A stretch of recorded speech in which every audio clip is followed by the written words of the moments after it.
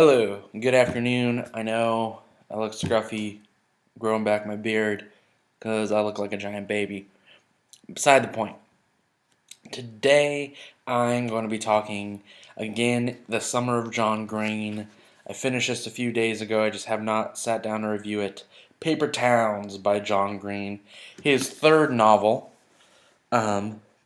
which follows Quentin Jacobson, as he has had a crush from afar on his neighbor and childhood friend Margot. Hold on, Margot Roth Spiegelman. And she kind of is like this legendary badass kind of girl in his school. He has a couple of friends, Radar, whose parents own the largest collection of black Santas in the United States, and God, this is so sad. One second. His other friend, Ben, who is kind of his friend by default. Radar and Ben are in band. Quentin, who goes by Q, is not. Anyway, the story starts off by telling a story about Q as a child, with Margot riding their bikes or walking down to a park near their home and finding the body of a man who had committed suicide. And then from there, they don't really hang out, but they are in the same kind of area. And Margot goes on to become this larger than life kind of character. Everyone knows her. There's all kinds of crazy stories. She skips town, goes to Mississippi, does all sorts of crazy stuff, but always comes back. So, very early into the book, she shows up in the middle of the night and convinces Quentin to go on this grand adventure for revenge on her cheating boyfriend and the friends of hers that were involved. She takes him out all night, makes him do all sorts of crazy stuff, and then says, "I'll miss hanging out with you," and the next day is gone. He doesn't really think much of it because she leaves, but then she's gone for a while, and he starts to get curious. There's a detective who her parents bring, but he says now that she's an adult, there's not a lot he can do since she left of her own free will.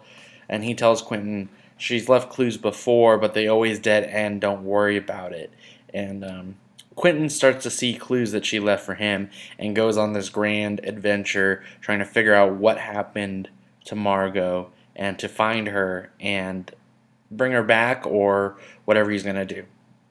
He eventually ends up kind of fulfilling the role of Margot and becoming his own version of Margot, as well as kind of having experiences with his friends who are trying to juggle being slightly more popular and having relationships with their friendship and the status quo.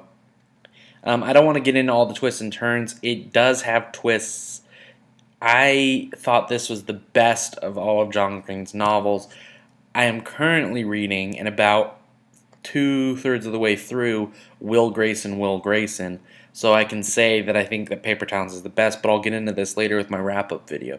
Anyway, this book didn't have the same kind of big twist that Looking for Alaska, The Fault in Our Stars had, and was more charming than An Abundance of Catherines, and less about the main character's nerdiness, which in fact I enjoyed. He wasn't so much a nerd, but his friends fulfilled that role, and so it wasn't like one kid who happens to know like everything.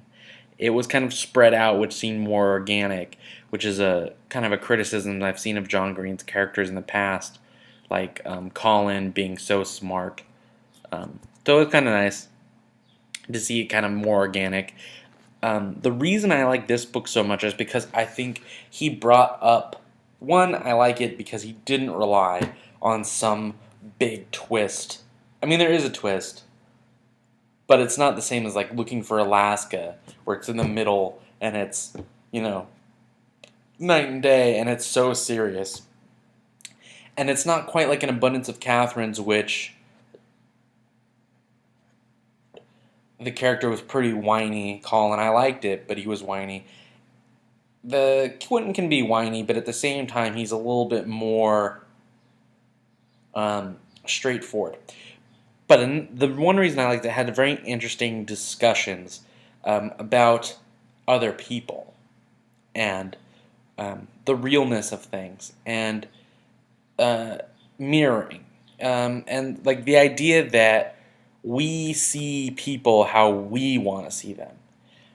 You don't look at a person walking down the street and think that they are a truly deep, multifaceted, you know, they're just as complicated and complex and interesting as you are. And feelings, they have so many feelings and thoughts and ideas and passions. We tend to just see what we see and project that onto the people around, even the people we know, friends, loved ones. We idealize certain people, celebrities, the prettiest girl in school or guy, whatever. But we tend to idealize these people and project what we want onto them instead of seeing them for who they really are and taking the time to see them good, bad, indifferent, and to really learn about a person for their inner stuff and not put our own BS onto them, which I think is a really interesting idea, and he talks about it quite a bit in here, and I think that's a good thing. I think a lot of people do that. I think I do. Everyone does it. And I think it's important to address that and to look at how maybe not to do that or the consequences of doing that. There's also some interesting stuff about paper towns and what that means. Um, and I don't want to spoil anything in the book for you, but by far, I think that this is the best of John Green's novels. And if I had to suggest one John Green book, it would be this one. I think this one transcends the young adult genre, even though it is about young adults. I feel like an adult could read it and still find quite a bit to be both entertained and to think about. So yeah, Paper Towns, 5 out of 5, the best John Green's thus far. And I'll be doing a wrap-up video once I'm done with Will Grayson. I'll do a review for that, and then I'm going to be doing a kind of a overview video of all the John Green I've read. So anyway, it's been fun, and it will be coming to a close shortly. So as always, enjoy life and good reading.